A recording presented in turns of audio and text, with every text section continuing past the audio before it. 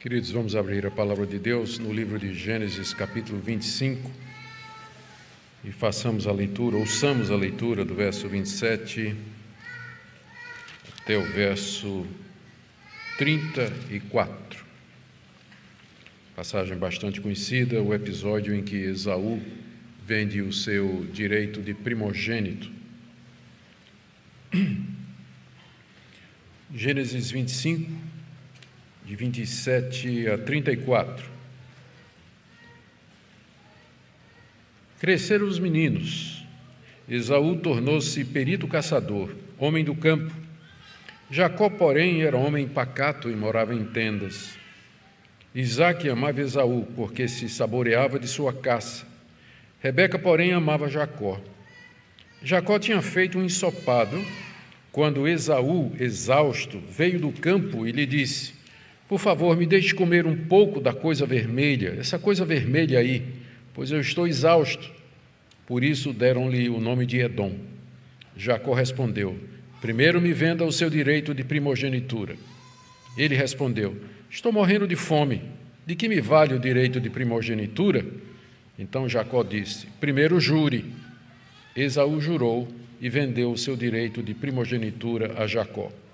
E Jacó deu a Esaú pão e um ensopado de lentilhas.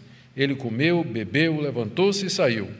E assim Esaú desprezou o seu direito de primogenitura. Até aqui, queridos, a leitura da palavra de Deus. Vamos pedir a iluminação do Espírito Santo para que nós possamos compreender essa passagem e de que maneira ela pode se aplicar aos nossos corações nesta noite. Sim, nosso Deus, nós estamos diante de Tua palavra eterna, a Tua palavra inspirada, infalível, e nós carecemos de direção do Espírito Santo, o mesmo Espírito que a inspirou, para que possamos compreendê-la e aplicá-la ao nosso coração. Nós oramos por cada pessoa aqui presente, o Senhor conhece o coração de cada um, a situação em que se encontra, e nós pedimos que, pela obra do Teu Espírito Santo, essa palavra lida e explicada seja usada para atender às necessidades que o Senhor tão bem conhece. É o que nós te pedimos em nome de Jesus. Amém. Amém. Queridos, na passagem anterior que nós lemos e explicamos, ainda aqui no capítulo 25, nós vimos como Moisés registrou o decreto de Deus concernente aos 2 filhos de Isaque. Eles estavam lutando no ventre de Rebeca, que foi consultar a Deus, perguntando de onde vinha aquele conflito dos gêmeos ainda no seu ventre. E, como resposta, teve uma profecia a respeito de que o menino mais novo haveria de dominar sobre o mais velho. Em outras palavras, que o mais novo haveria de ser o herdeiro, o verdadeiro herdeiro de Isaque. Isso foi o que nós vimos na mensagem anterior. Aqui, no texto que nós acabamos de ler, Moisés registra de que maneira a providência de Deus começa a fazer acontecer na prática aquilo que Deus já havia determinado e que havia antecipado. São 2 episódios praticamente. O primeiro, esse que nós acabamos de ler, em que Esaú vende o seu direito de primogênito, capítulo 25, e mais adiante, no capítulo 27, quando Jacó rouba a bênção de Esaú, que nós veremos à medida que seguimos na sequência da exposição em Gênesis. Hoje vamos ver somente esse episódio, tristemente conhecido, em que Esaú, por um prato de comida, vende os seus direitos de filho mais velho. Esses direitos eram aqueles que o filho primogênito no Antigo Oriente tinha com relação aos seus irmãos. E isso geralmente incluía ser o líder religioso e civil do clã, da tribo, da família, no lugar do pai, herdar porção dobrada dos bens do pai. E no caso da família de Abraão, havia ainda aquelas promessas que Deus lhe havia feito quando o havia tirado de Ur dos caldeus, muitos anos passados. Deus, quando chamou Abraão, prometeu para ele que ele seria pai de uma numerosa nação, que Deus o abençoaria em todas as coisas, que Deus lhe daria um grande nome e que ele seria ou nele seriam abençoadas todas as nações da terra. De Abraão viria aquele que seria o Messias, o Salvador, em quem todos os povos haveriam de receber as bênçãos de Deus. Tudo isso passou de Abraão para Isaque e, por direito, pertencia a Esaú, porque ele era o filho mais velho, ele era o primogênito. E, pelas leis naturais, o primogênito herdava todas estas coisas. Contudo, Deus já tinha revelado de que ele não ia seguir as convenções humanas. Ele não ia seguir, ou seja, Esaú não seria o herdeiro natural de Isaque. Quando os gêmeos ainda estavam no ventre materno, conforme eu já disse, Rebeca consultou a Deus a respeito da briga que os dois mantinham constantemente, era um empurrando o outro. E Rebeca disse, mas por que isso está acontecendo? E ela foi consultar a Deus. E Deus lhe respondeu, como eu já disse, com uma profecia, que no ventre dela havia 2 nações, 2 povos se dividiriam a partir dali, e que o mais moço haveria de dominar sobre o mais velho, ou colocando ao contrário, o mais velho seria servo do mais novo. Em outras palavras, o menino mais novo é que seria o herdeiro, ao contrário do costume de que o mais velho herdaria todas as coisas. E agora essa profecia ela começa a tomar forma na prática quando Esaú desiste por ele mesmo dos seus direitos de filho mais velho e os passa a Esaú, embora em circunstâncias um pouco duvidosas, para dizer o mínimo. Vamos ver aqui as informações, primeiro 3 informações preliminares que Moisés nos dá aqui, antes de entrar na descrição do evento. Primeiro, ele diz que os meninos já tinham crescido quando isso aconteceu. Está aí no verso 27. Cresceram os meninos. É importante essa informação. No hebraico, a palavra crescer, na raiz, tem a palavra grande. Então, eles cresceram e ficaram grandes. Nós não temos aqui muita informação a respeito da infância de Esaú e de Jacó, não é? Mas isso é típico da Bíblia, que ela foca sempre nos eventos relevantes dos biografados. Ela não pretende ser uma biografia nos termos modernos, como nós conhecemos hoje. Um exemplo, talvez o exemplo mais conhecido, é o fato de que os 4 evangelhos, eles não dão uma palavra a respeito da vida de Jesus dos 12 aos 30 anos. Nada. Nós não sabemos nada do que aconteceu dos 12 aos 30 anos de Jesus, porque os evangelhos, a Bíblia como um todo, se preocupa com a vida das pessoas tão somente naqueles fatos que são relevantes para a história da redenção, aquilo que Deus está fazendo no mundo para o cumprir dos seus planos e para a realização do seu decreto eterno. O único evento nesse período em que as crianças cresceram, que talvez fosse relevante, talvez não, provavelmente é bem relevante, embora não esteja narrado aqui, foi que eles conviveram com o vovô Abraão. Eles conviveram com o vovô Abraão. Abraão morreu quando eles tinham 15 anos de idade. E antes de morrer, certamente, eles tinham aprendido com o avô as histórias das peregrinações de Canaã. Tinham escutado vovô falando sobre as promessas, como Deus lhe apareceu lá na sua terra natal, o que Deus havia dito a respeito de uma numerosa nação, de um descendente que viria e que abençoaria todos aqueles povos um dia. Os meninos certamente participaram do enterro de vovô Abraão, lá na caverna de Macpela, onde eles conheceram titio Ismael, que estava lá segundo Gênesis 25, 9. Então, talvez esse foi o evento mais relevante da vida dos meninos até os 15 anos de idade, que foi a convivência com Abraão, de onde, com certeza, eles aprenderam tudo a respeito da primogenitura, dos direitos, das promessas, de tudo aquilo que Deus haveria de fazer através da linhagem santa. Portanto, essa informação de que, no verso 27, cresceram os meninos, ela está aqui para deixar claro que a decisão que Esaú vai tomar de vender a sua primogenitura não foi de um adolescente, não foi de uma criança desavisada, mas de uma pessoa já grande, uma pessoa que tinha conhecimento, que ele tinha entendimento, ele sabia exatamente o que ele estava fazendo, ele tinha conhecimento dos seus direitos de filho mais velho, e quando os vende, vende sabendo o que é que ele está fazendo. Essa é a primeira informação que Moisés nos dá aqui do crescimento dos meninos, preparando o cenário.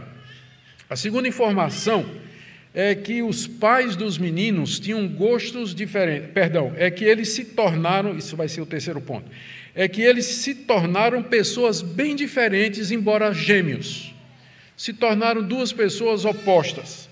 Esaú, nos diz aí ainda o verso 27, ele se tornou um perito caçador, homem do campo, ou seja, ele vivia ao ar livre, gostava de viver nos campos e sabia caçar muito bem, tinha habilidades como caçador, provavelmente com arco e flecha. O arco e flecha de Esaú vai aparecer no capítulo 27 com mais clareza, mas com certeza com arco e flecha e armadilhas para pegar veados, para pegar aves e qualquer outro tipo de bicho que fosse comestível. Ele caçava esses animais e os preparava para a sua família, especialmente para seu pai.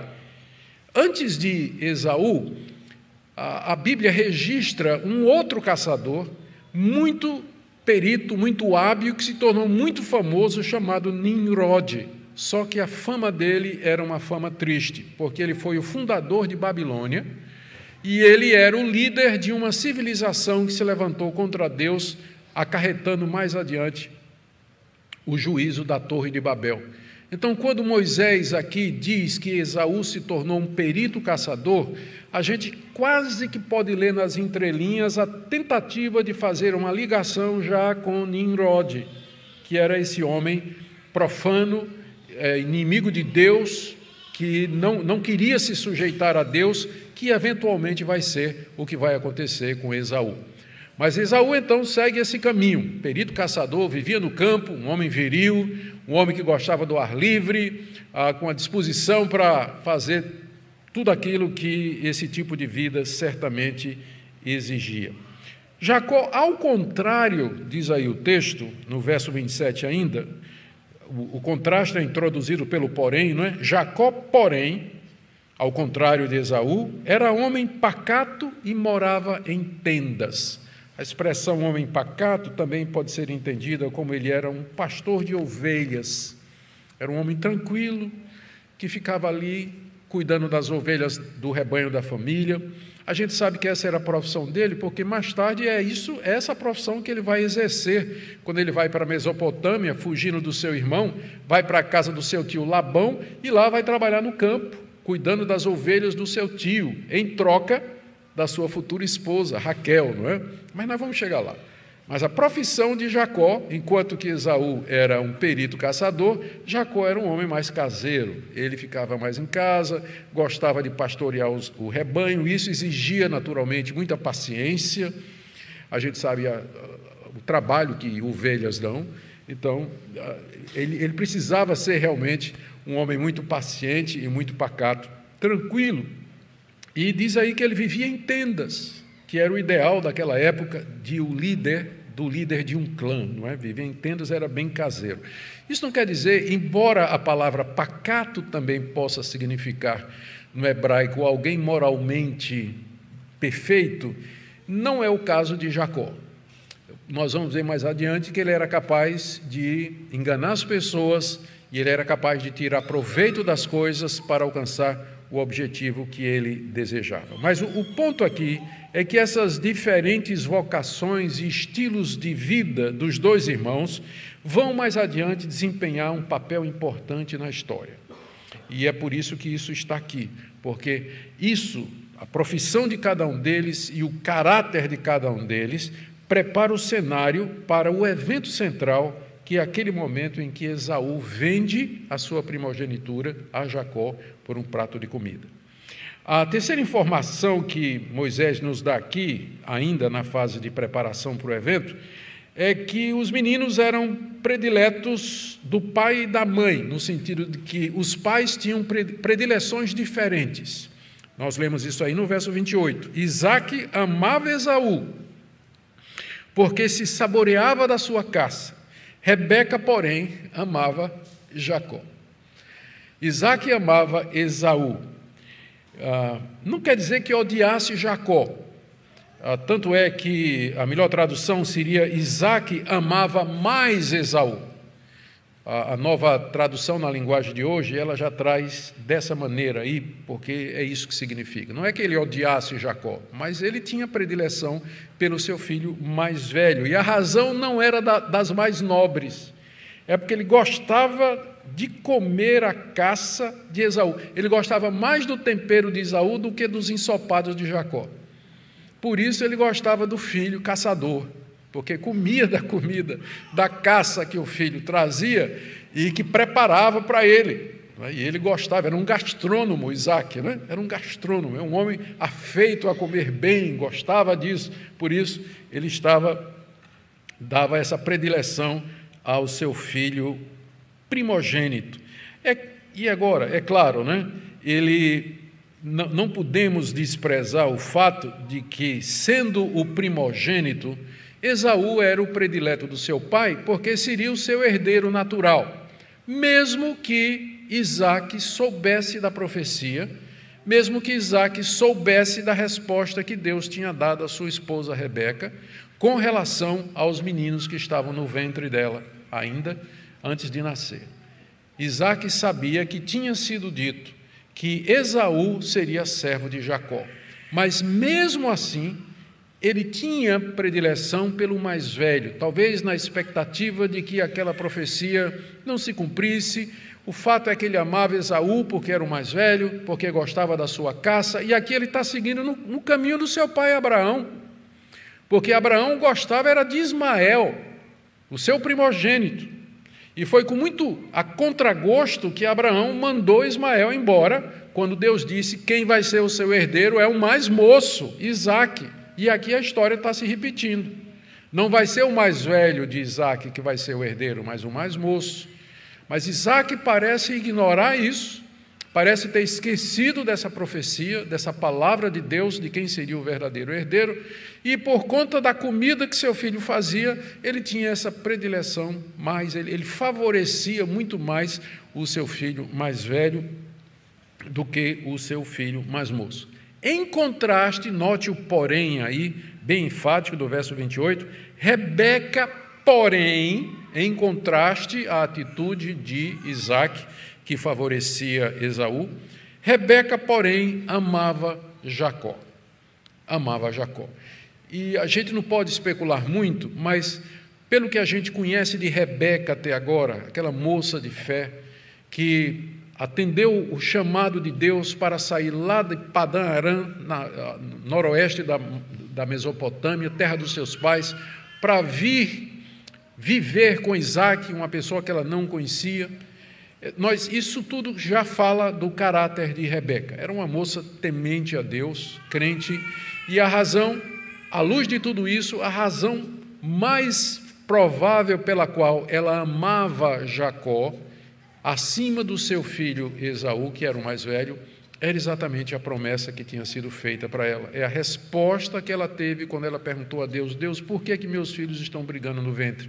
E a resposta foi: duas nações vão sair, eles vão se dividir, serão rivais, e o mais novo vai dominar sobre o mais velho, ou o mais velho será servo do mais moço. Ela se apegou àquilo ali, se apegou à palavra de Deus, e ela sabia que Jacó seria o herdeiro do seu marido Isaque. Estaria relacionado, portanto, com a sua fé. Essa diferente predileção de Isaque e Rebeca pelos filhos está aqui mencionada na Bíblia, não primeiramente como um alerta para os pais para não fazer favoritismo com os filhos. Claro que nós não devemos fazer favoritismo com os filhos. Estão errados os dois? Estão errados. Mas está registrado aqui, não é primariamente como uma advertência, não é dizendo assim: olha, é pecado, veja quais são os problemas de você ter um filho predileto em detrimento dos outros. Não. Isso está aqui porque vai servir de pano de fundo para o desenrolar da história e dos planos de Deus. Porque Isaac vai querer manter Esaú como herdeiro, mesmo contrário à profecia de que ele não seria. E Rebeca vai se tornar cúmplice de Jacó quando ele rouba a bênção de Esaú mais adiante. E aqui o que nós vemos é como a mão de Deus, esse é o ponto, como a mão de Deus silenciosamente, pelas ações humanas, faz com que seu plano eterno aconteça na história e se concretize na prática. Através das decisões livres de suas criaturas, Deus cumpre os seus planos eternos. Ele já tinha determinado, antes da fundação do mundo, que o herdeiro de Isaac seria Jacó.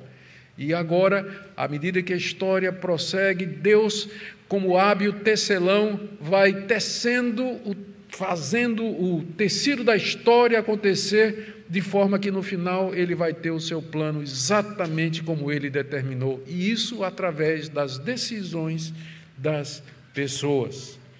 Agora estamos prontos para ver o momento, não é? O momento importante em que Esaú vende a sua primogenitura, que está aí do verso 29 até o verso 30. Vamos ver as circunstâncias que nos são colocadas aqui para que a gente possa entender. Aconteceu que um dia Jacó estava fazendo um ensopado. Ele não tinha planejado nada disso, mas um dia ele estava fazendo um ensopado, verso 29. Jacó tinha feito um ensopado. Jacó era um homem caseiro, como a gente já viu, né? Não era casado ainda. Gostava de cozinhar. E ele estava cozinhando, provavelmente, um guisado de carne com lentilhas. Lentilhas eram uns feijõezinhos muito comuns na Síria e no Egito, não eram comuns em Israel, eram comuns no Egito e na Síria. Era alguma coisa, não era uma comida do dia a dia, mas era alguma coisa especial que Jacó estava fazendo. E esses feijõezinhos marrons avermelhados davam essa cor avermelhada ao caldo, ao cozido, ao guisado que ele estava preparando ali naquele dia. Devia cheirar muito bem. E a aparência devia ser maravilhosa. Então está Jacó na sua cozinha lá, fazendo, né, talvez uma receita, não é a primeira vez que ele estava fazendo aquilo, porque você vai ver que Esaú nem sabe o que é, não era uma comida comum. Esaú nem vai saber que tipo de comida é aquela ali. Mas ele estava lá fazendo isso aí.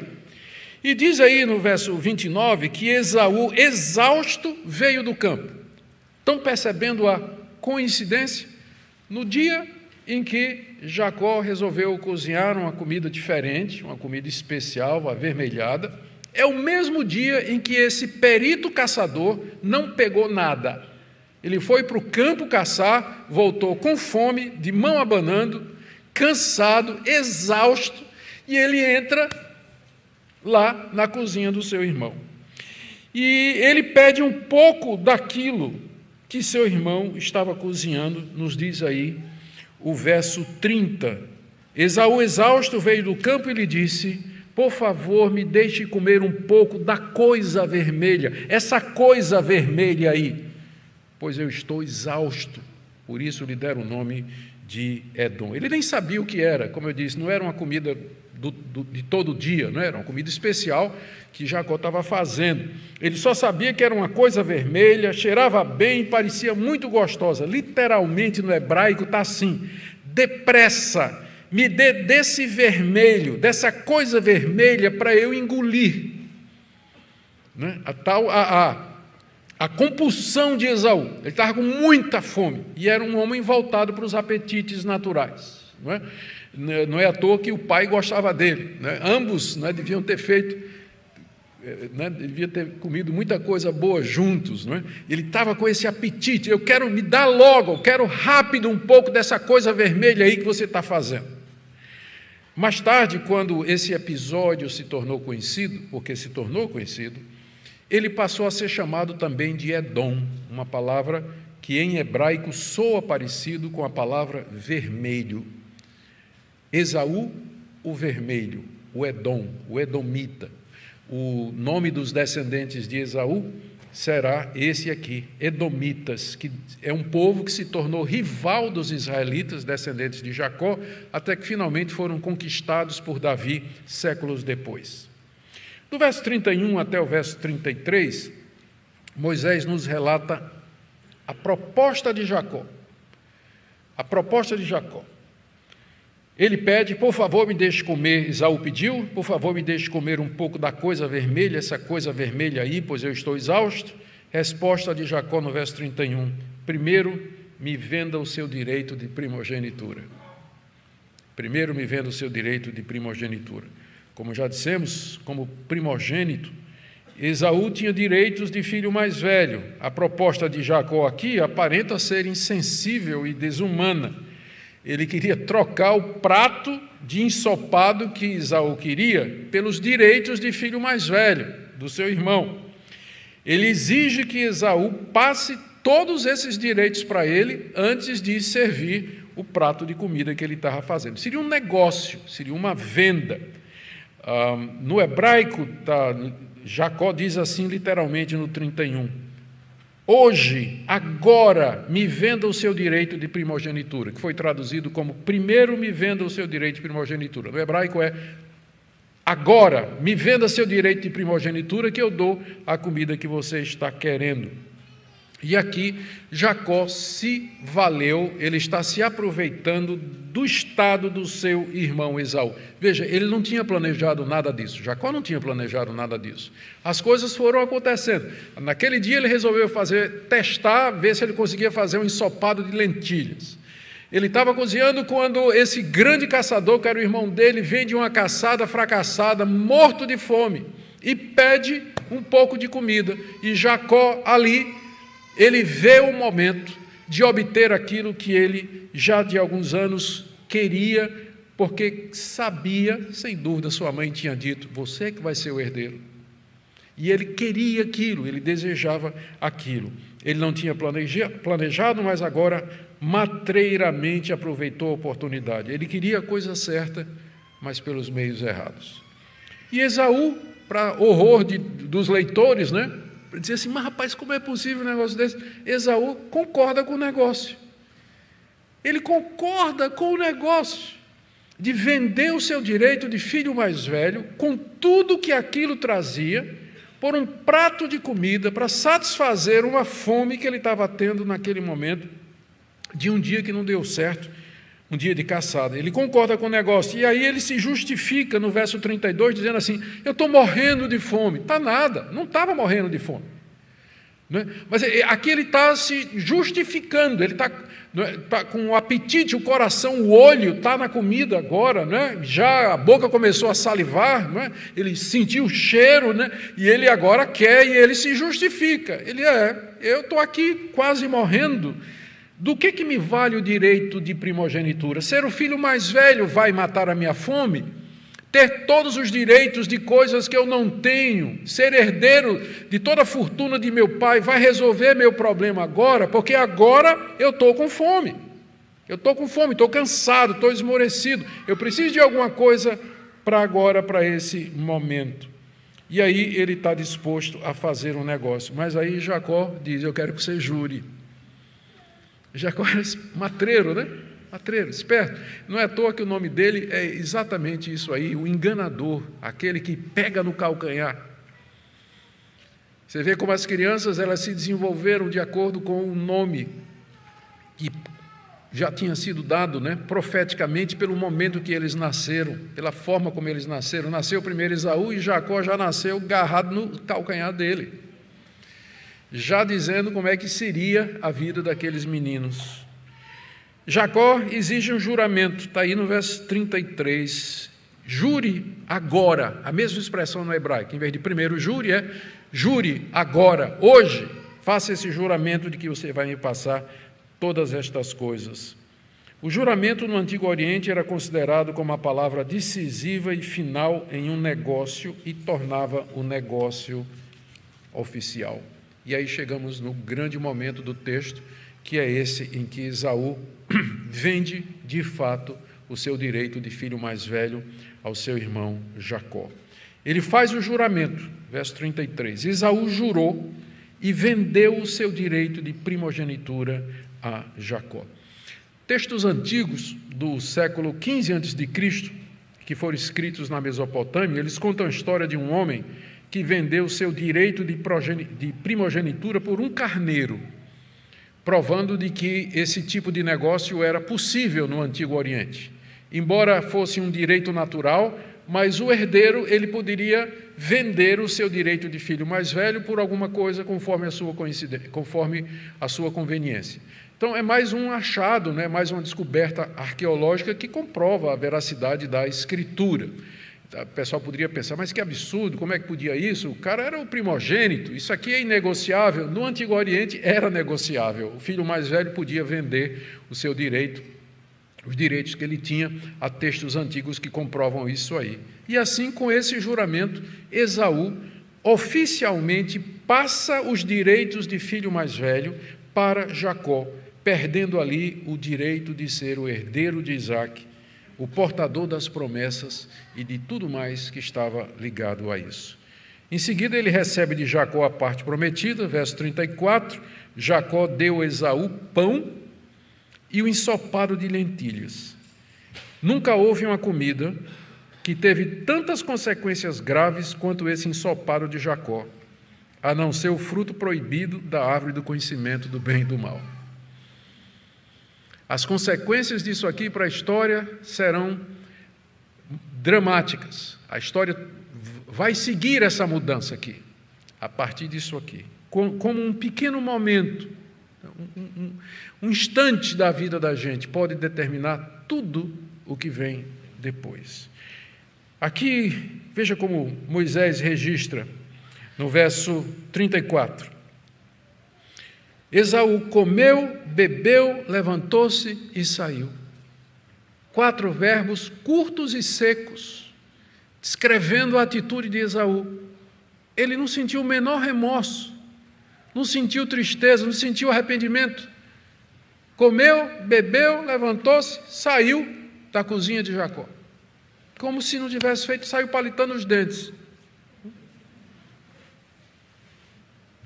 Saiu palitando os dentes, como se não tivesse feito absolutamente nada errado.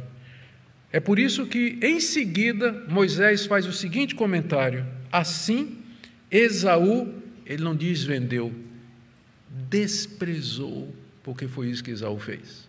Esaú desprezou o seu direito de primogenitura. Ele tratou com desdém o que ser herdeiro de Isaque representava. As promessas que haviam sido feitas a seu avô Abraão, ao seu pai Isaque, de que ele seria o portador da linhagem, seria por ele que a linhagem do Messias haveria de vir, que seria através dele que todas as nações da terra seriam abençoadas, viria aquele em quem todas as nações da terra seriam abençoadas.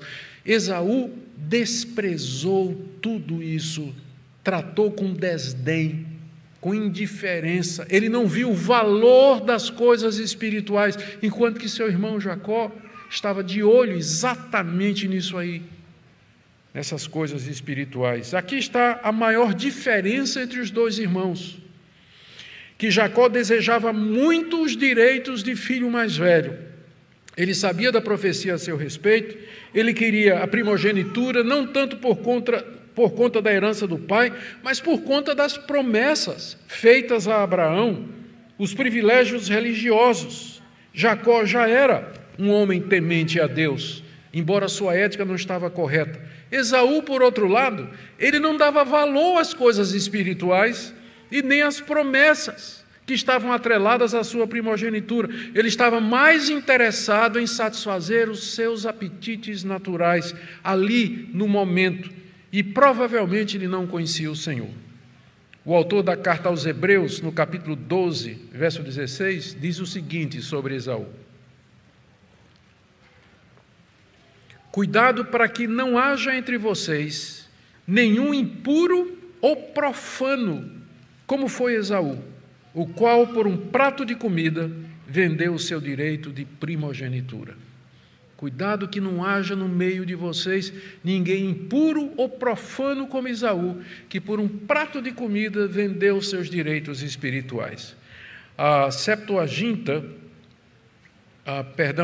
no grego, quando diz que se refere a Esaú como sendo impuro, o grego usa a palavra pornos, que é imoralmente, sexualmente imoral, se refere à imoralidade sexual. Quando diz que Esaú era impuro, quando o autor de Hebreus diz isso, é porque ele está dizendo que a vida de Esaú, a essa altura, já era uma vida desregrada. Ele já vivia na prática da imoralidade.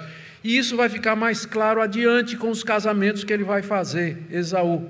Mas ele era impuro sexualmente, pornoi, é a palavra que é usada aqui. E ele era também profano. Profano é alguém que não tem apreciação nem respeito pelas coisas sagradas, trata com desdém, com indiferença, não vê valor nenhum e é capaz de vender tudo por um prato de comida. Essa é a razão pela qual Esaú desprezou ser o portador das promessas antigas feitas desde o jardim do Éden. É verdade, seu irmão Jacó não era flor que se cheirasse também, não procedeu corretamente, agiu com astúcia, se aproveitou do momento, mas Esaú, sem dúvida, agiu muito pior. Ele tratou com desdém não somente a herança de seu pai, mas seus direitos e privilégios como portador das promessas. O que Moisés pretendia ensinar aos israelitas quando ele registra isso aqui? Sem dúvida, em primeiro lugar, está dando a explicação por que é que os descendentes de Esaú são chamados de edomitas, que vem da palavra Edom, que significa vermelho. Então, ele está dando essa explicação. Sem dúvida, ele também está dando a explicação por que é que Esaú, que era o filho mais velho e que, por direito natural, deveria ser o herdeiro, por que ele não era, mas sim Jacó. Mas eu creio que Moisés, ele está querendo também mostrar como a providência de Deus atuou para concretizar o seu plano soberano feito antes da fundação do mundo, de que Jacó seria o herdeiro da promessa. As diferenças naturais entre as duas crianças, entre os dois meninos, a vocação que cada um escolheu, o momento providencial, o dia que Jacó resolve fazer o cozinhado, é o dia que Esaú vem cansado e com fome de uma caça mal sucedida. Mais um passo para concretizar a profecia na prática. Esse era o Deus de Israel. Esse é o nosso Deus. Para nós não há coincidências. Deus está agindo na história através das escolhas livres de suas criaturas. Deus age na história através dos eventos que acontecem, por menores que sejam, para realizar o seu plano eterno, de uma maneira que nós não sabemos. Deus, no final, vai ter tudo o que Ele quer, mas de uma forma que nós permanecemos responsáveis por todas as decisões que nós tomamos. Esaú tomou essa decisão porque ele quis, mas ao fazer isso, ele estava cumprindo aquilo que Deus já tinha realizado, já tinha decretado antes da fundação do mundo. Esaú fez isso de livre e espontânea vontade. Jacó fez a proposta porque quis fazer a proposta, mas ao mesmo tempo tudo isso cumpria aquilo que Deus já tinha dito: o mais velho será servo do mais moço. Há um Deus que controla a história, os eventos. Não existe sorte, acaso, azar, destino, coincidência, mas um Deus por cuja permissão os passarinhos caem no chão. E sem essa permissão eles não caem. Um Deus que conta os fios de cabelo da nossa cabeça. Um Deus que nos conhece, conhece o nosso andar, nosso levantar, o nosso acordar, o nosso dormir. Não há como você fugir desse Deus. Esse é o ponto. Ele cuida de você, o soberano Senhor do universo. Não existe quando parecer que você está numa situação desgovernada, que você perdeu o controle, que questões de saúde, questões financeiras ou outras questões quaisquer trazem aquele pavor para você de que as coisas estão fora de controle e que você está à mercê dos homens e à mercê das circunstâncias e que você vai, de alguma forma, ser prejudicado ou destruído ou qualquer outra coisa. Lembra dessa história. Há um Deus que guia sua vida e as circunstâncias, e Ele faz com que tudo concorra para o bem daqueles que o amem, mesmo que nem sempre você está consciente de como Ele vai fazer isso. Essa é a primeira lição, muito importante para os israelitas que estavam próximos a entrar na terra prometida. Eu creio que é uma segunda lição muito importante aqui que Moisés quer lembrar aos israelitas, é que a escolha soberana de Deus daqueles que Ele quer salvar e fazer parte de seu povo não depende dos méritos humanos ou dos preparativos que as pessoas fazem.